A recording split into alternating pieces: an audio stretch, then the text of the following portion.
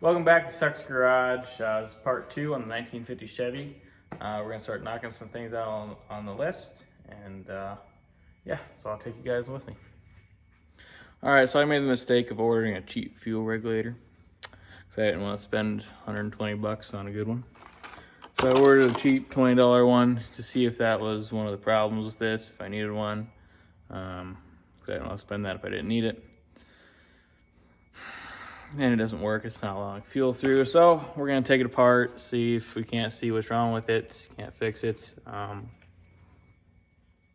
Yeah, it is what it is. So as you can see here, I just started, I took out 2 screws, need to take out the other 4, and then we'll get to the inside and see what it looks like. All right, I got those out, and as you can see here, I marked it, well, was marked.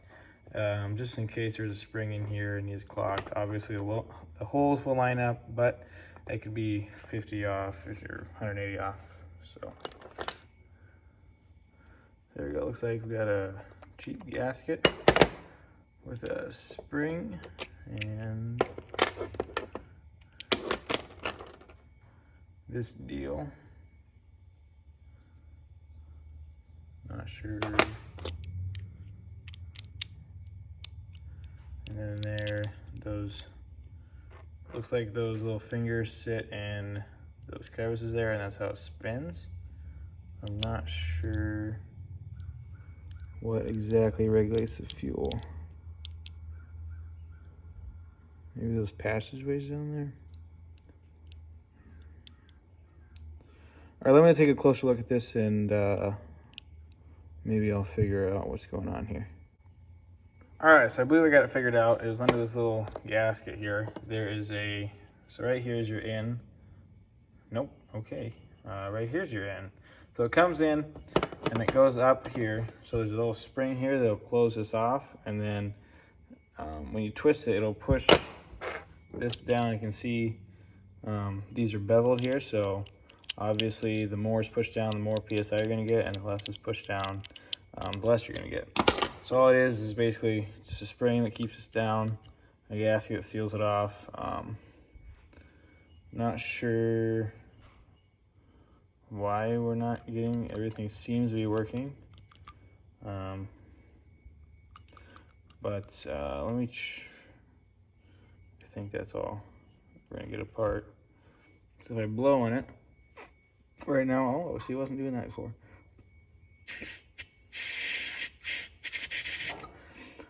So I wonder if this spring was stuck. Because now if I blow into it while it's closed, air won't pass through it, obviously. And if I push it down, it will. So let's put it back together and see if that was the issue. So this goes right like this. There's a little nipple that will go in that hole there. Like that. And then this went like that. Here, see if we can't get it lined up and drop it in there. Like this, there we go. There's little notches there you gotta line up. Then there was a spring, and I'm assuming, oh shit, assuming that was like, hold on, assuming it went like, yep, there we go, spring. There's a little silver or bronze deal. Spring goes over that, and then we need both hands to do this, but then we're gonna put it back on, lined up with our clock marks. So I will let you know if this works. All right, so I tried a bunch of different things off camera. She ain't working. I don't think she's gonna work. I have a little, I'll show you my deal here. Let me flip the camera. So I have it set up here in a bottle, a glass one. I believe that's a Coca-Cola bottle. Anyways, yeah, make sure it's glass too when you do this, so that way if it falls, it shatters. And if you do get fuel, the fuel will go all over.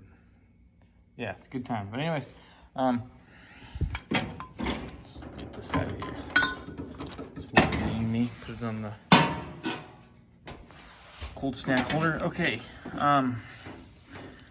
So yeah, don't buy the storm car. Yep, because they don't work. I even flipped it around so it's going in the outlet, and it doesn't work either. It's just not letting any fuel by, and I'm getting fuel, I mean, obviously. So, looks like I'm gonna have to go to O'Reilly's and get me an expensive one, because, yep.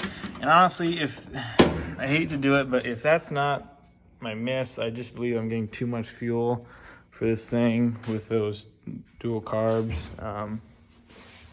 I had a guy told me it would handle it. Obviously, it might not be able to. It is only 235, and these are 2 carburetors off of I believe an early 70s Mustang, so I'm not off of it before it. And I'm also having problems getting enough throttle figured out. I have a piece of 18 gauge wire run to the window, which doesn't even reach anymore because it broke off, and it broke off again, so I tied it, but then it fell on the road back here. So I might just switch it back to the original manifold, original carb, rebuild the carb, and do it that way for this summer at least, so I can drive it around to car shows and stuff. So hopefully that's not the case, but it's looking like it might have to be. And then eventually down the road in 15, 20 years, I'll come back to that if I don't put a LS in it or something. So, but yeah, there's that. Next we're probably gonna try and fix some oil leaks or something, or maybe just drive it and say screw that and work on the mist, because that's a little bit more important. We'll see what I feel like later in the week. And I feel like I did something to this I didn't show you guys. Maybe not. Oh, I timed it. That's what I did. I retimed it. The distributor was all loose for some reason. Yeah. So it's timed. Idled up. It's also idling way too high, and the carbs are idled all the way down. So that's another thing telling me it's getting way too much fuel, unfortunately. So I believe we are gonna have to go back to a single carb for now, and eventually, like I said, try and find 2 smaller carbs or something. 2 original carbs is what I'd like. I have a bunch of carburetors over here. Don't mind the junk. These are all for Chevys here. I believe, I don't know. One of these is the original one off, but I believe it's one of these. But not, but all of them. I believe those 2 have a smaller throat on it. Or one of these, 2 of them have smaller throats on them, and so they won't work on this intake, unfortunately, which is a shame because those are carbs I need, even the right throttle down here, so I can just modify the original one and work. But fortunately, that is not going to work. So we'll figure out something, rack our brains. Yeah, no, yeah, I mean, it's projects. It's gonna take some work, but that's what they're all about. And I guess I think I'm crazy for trying to buy another one this summer. But like I said, I've been looking for that one for 4 years, and it's right down the road. So hopefully his niece is trying to get it from him, which is unfortunate. So it might go to her, but we will see. So, later in this video, I'm not sure. Maybe I'll just make this one video a short one. See you guys, because I'm not sure what I'm gonna do yet. So, I will decide and get back to you. All right, so this guy really threw the video off. I was really hoping this would solve some problems here, but don't buy the cheap stuff. Go with the good stuff, even if you don't know it's gonna work. So, and just like this, I tore it apart. Don't be afraid to tear stuff apart. See what's in it, see how it works. That's how you learn. If you know, anybody can tear something apart, not everybody can put it back together. just pay attention when you tear it apart. That's the main thing. Take pictures if you have to. I used to. I don't anymore. It's just kind of something I learned. Even with engines, the only thing I do really with engines even is Ziploc baggies and label them. I don't take pictures of anything. That's the important thing. Label your stuff so you know where it's at, know what it is. Because when you're building an engine, trust me, 6 months down the road, you're putting it back together, you're not going to remember it, even if you think you will. You won't. So, don't be afraid to tear something apart. Like I said, that's how you learn. If you can't put it back together, ask for help. Look it up on YouTube.